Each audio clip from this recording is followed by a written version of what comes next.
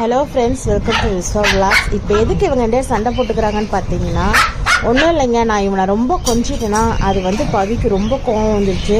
அதனால் அவனை வீட்டுக்குள்ளே விடமாட்டேன் அப்படின்னு விடாப்புடியாக அவனை கத்திக்கிட்டே இருக்கா. அதனால் கத்திக்கிட்டே இருக்கா. அவனும் பயந்து பயந்து உள்ளே வர பார்க்குறான். அப்படி இருந்தும் அவள் விட மாட்டேங்கிறான். பார்த்துக்கிட்டே இருங்களேன்.